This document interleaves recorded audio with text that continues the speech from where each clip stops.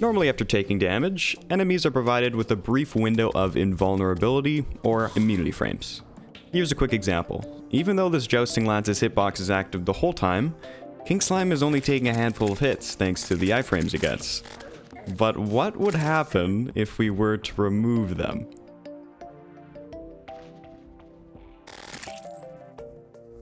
As you can imagine, this mod shifts the balance of this game a lot. A great example of this is the Crystal Vial Shard. What most people would normally consider a pretty mediocre weapon becomes an absolute menace with this mod installed. But don't just take my word for it, let me show you. So here we have Destroyer, and this is that's how much damage it does. So yeah, it's pretty good. It's a little bit stronger, you could say. Now, yes, I'll admit the Destroyer is a pretty convenient example for this, but let's try a different boss.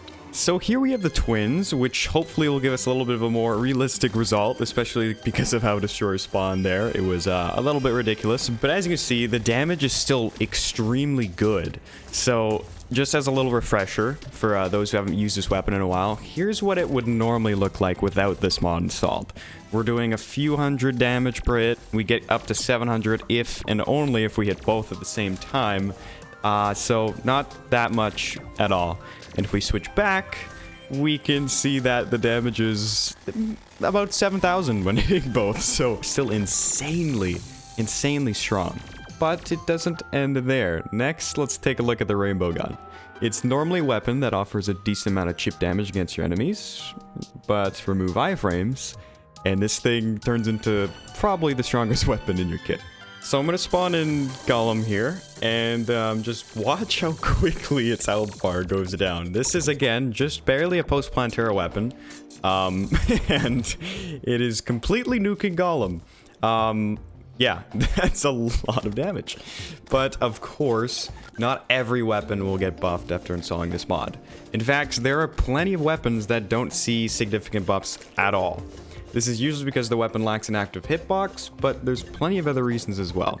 For starters, just about every weapon that fires a projectile that disappears on hit obviously won't be seeing a buff. This right off the bat knocks out most range weapons and ammo types, along with several mage and melee ones. And to add to that, weapons that only have a limited amount of piercing will only get so much extra from this mod. And because of this, many of the usual go-to weapon candidates haven't changed all that much. However, there are definitely a few weapons here and there that majorly benefit from the lack of iframes.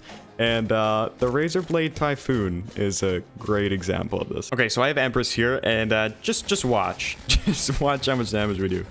It's pretty insane. So that's after its first phase. And it's probably going to die before it even gets to the next part. Oh, no, it actually made it. Okay. So yeah, the Razor Blade melts as you just saw. Oh, and if you thought B-nades were busted before, just wait till you see them now.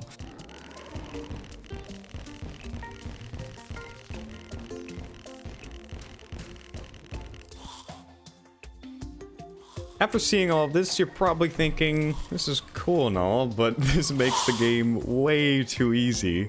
And I would agree with you, if not for the fact that the player's immunity frames have also been removed. Now, you may have noticed that I had God mode on in a few of the previous clips, and well, that was the reason for that. Take a look at what happens when you get hit by a Queen Bee charge. Or when you accidentally brush up against Skeletron.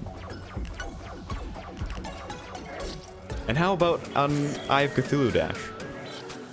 A single mistake in a boss fight often turns out to be fatal in this mod. Now, the bosses may seem doable when you see the fact that our weapons do so much damage, but I think the real pain of this mod is trying to do everything else. Just getting materials while there's slimes in the way. And then giant worms when you're dying. If you get hit by one of those, you're done. There's no coming back from that. And remember that broken rainbow gun they were talking about earlier? Well, imagine trying to navigate the dungeon with this mod installed. It would be absolute hell. This would be probably one of the most painful things to do in the whole game. It's definitely not suited for a balanced Terraria playthrough experience. which is exactly why I think that would make for an interesting challenge video. This may not be possible for you to complete, so we'll see if I can do it. And if you'd like to watch me do it live, then you can feel free to head over to my Twitch channel. I'll be streaming it 3 times a week over there, so be sure to stop by. Anyways, with all that being said, thank you all so much for watching. I'll see you all in the next one.